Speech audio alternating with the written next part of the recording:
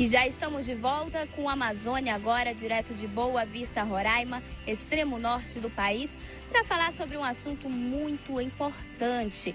A seca, a forte estiagem, está preocupando as autoridades aqui no estado de Roraima. E é sobre este assunto que eu vou conversar com o secretário executivo da Defesa Civil, Cleudiomar Ferreira. Boa tarde. Boa tarde. Muito bom conversar com você, mesmo que seja em uma situação, em um assunto tão sério como esse. Obrigada pela presença. Obrigado pelo convite. Bom para nós também. Estamos aqui para esclarecer algumas situações para a população de Roraima e, como geral, para a população da Amazônia. Coronel, qual a atual situação do estado de Roraima em relação à seca? Olha, nós estamos enfrentando uma situação bastante crítica. Se for utilizarmos parâmetros de comparação, o quadro atual ele já é mais grave do que o que ocorreu no mesmo período em 2002, por exemplo, que foi quando ocorreram os maiores incêndios, os piores incêndios, desde 98. Então o quadro é bastante crítico e tende a se agravar aí pelos próximos 2-3 meses ainda. Com isso, então, a gente pode dizer que está aumentando os focos de calor no estado e é isso que está causando tantos incêndios? O aumento de focos ele foi constante. Nesse final de semana registramos uma situação que chegou a fugir do controle dos nossos combates em algumas regiões. Exemplo, a região conhecida como Campos Novos, município de Iracema, municípios do sul do estado que não costumavam enfrentar esse problema de incêndio florestal. Esse final de semana, nos últimos 15 dias, enfrentou situação bem crítica, como é o caso do município de Caroebe. Grande parte dos produtores de banana, né, perderam sua produção, e isso vai trazer para aquele município, para a região sul como um todo, prejuízos que nós não vislumbrávamos desde 2002, por exemplo, né? A situação, a gente pode dizer que realmente é pior no interior do estado? A situação de estiagem ela afeta o estado como um todo, né?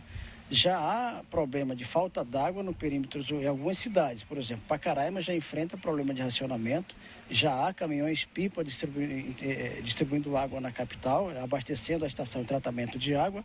São Luís do Anauá também enfrenta problema de abastecimento do perímetro urbano na cidade de São Luís, mas, no geral, o meio rural, o homem do campo é o mais afetado. É o que mais sofre com o efeito de estiagem e também de incêndios florestais. A gente pode dizer que é por conta também da dificuldade do acesso também, né? A gente sabe que na capital tem uma facilidade maior para ter acesso à água, mesmo também a estiagem atingindo ali o Rio Branco, mas tem essa dificuldade, né? Isso é verdade. A água canalizada, por exemplo, você só vai encontrar em algumas vilas e nas cidades, né?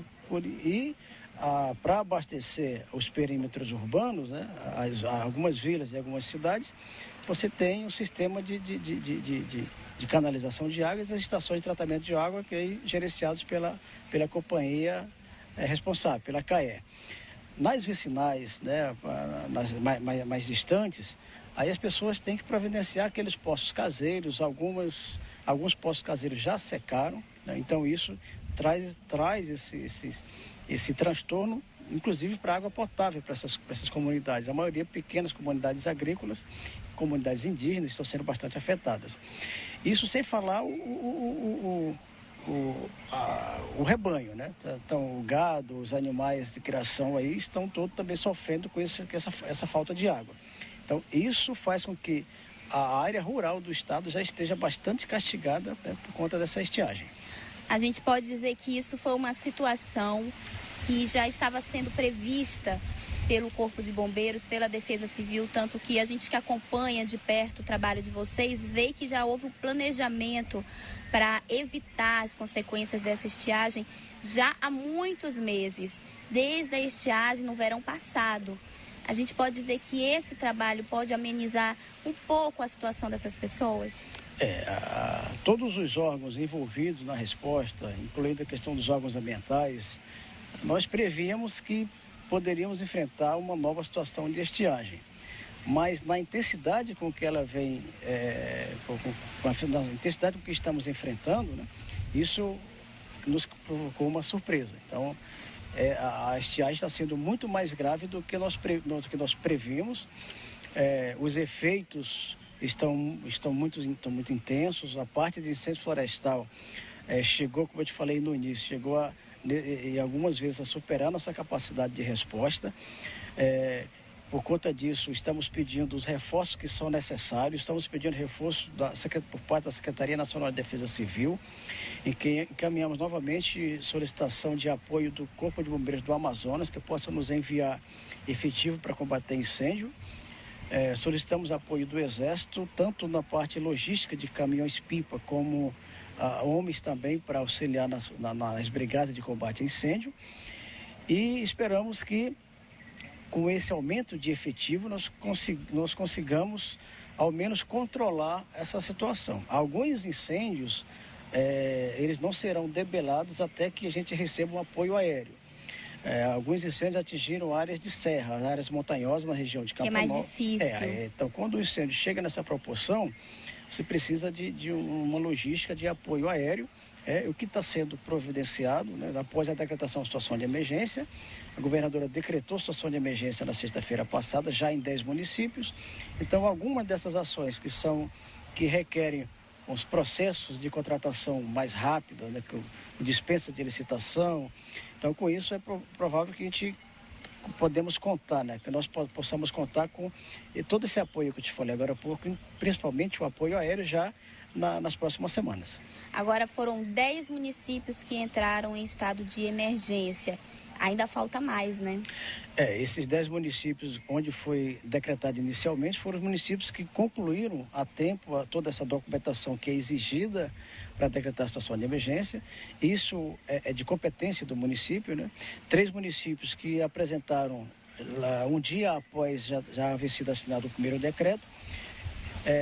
Esperamos até amanhã, estamos com o parecer da Procuradoria-Geral do Estado favorável à decretação desses 3 municípios, para que a governadora possa, até amanhã, por exemplo, no final do dia, assinar esses decretos. Serão mais os municípios de Caroebe, São João da Baliza e Iracema.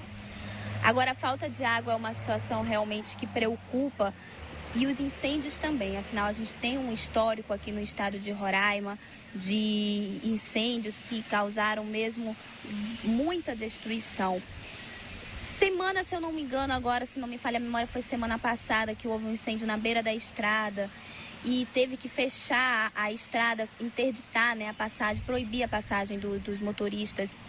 Qual a recomendação que o senhor tem a deixar, se no caso alguém que está passando pela estrada e se deparar com uma situação dessa? A gente recomenda o pessoal não permanecer na área onde a visibilidade é ruim. Então, se deparar com uma situação dessa na estrada, o ideal é aguardar que aquela fumaça se dissipe, né, e seguir viagem, então logo tenha a visibilidade de tráfego. Esses incêndios nessas estradas são um problema. Nós temos equipe trabalhando em campo, mas nós não podemos, por exemplo, deslocar uma equipe que está trabalhando numa área rural, onde há o risco de perdas de produção rural, e deslocar para mantê-los na margem das rodovias, né? Cada órgão tem sua competência de manter essas rodovias limpas. Há um problema sério, o acúmulo de capins, o acúmulo de mato ao longo dessas rodovias, isso provoca um transtorno considerável.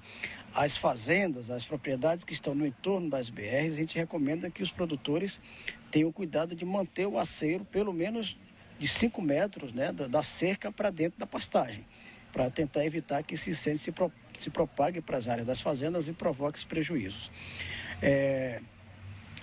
Esse incêndio que você se referiu foi provocado, teve 2 nos finais de semana, no município de Caroeba, outro município de Caracaraí, e chegaram aí a alguns quilômetros de extensão, né? Mas outro alerta que eu quero fazer é que alguns desses incêndios estão sendo provocados de forma criminosa. O que nessa época do ano, na situação que a gente se encontra, ainda chega a ser pior, né? Algumas pessoas foram flagradas, tanto por produtores rurais como por pessoas que chegaram a verificar essa situação, passando de moto, descendo da moto e ateando fogo na margem das estradas, inclusive em áreas de pastagens de produção rural. Enfrentamos um grande incêndio esse final de semana na região de Mucajaí, na vicinal 7, que dá acesso a Campo Novo, que foi provocada por um incendiário. Os produtores viram ele fazer isso, tentaram inclusive alcançá-lo, não conseguiram. Isso é um risco. Essa pessoa pode ser inclusive linchada se for agarrada lá por esses produtores rurais. As pessoas estão bastante revoltadas. Com certeza, os agricultores já estão passando naquela estão situação. revoltados com essa situação. E ainda vem uma pessoa e faz uma coisa dessa. Então esse fato chamou a atenção, isso já foi denunciado, tem equipes já de investigação a tentar ver se localiza, se identifica essa pessoa, né? Ele poderá sofrer todas as consequências legais, inclusive poderá ser preso. E se for atuado em flagrante, né, poderá ser preso e responder processo não só por crime ambiental, mas também por estar provocando prejuízos a terceiros. Olha aí, gente, então é importante ficar atento a tudo isso, viu? E a gente vai continuar conversando sobre este assunto já no próximo bloco. Não saia daí, porque eu tenho certeza que esse assunto muito lhe interessa. Eu te espero.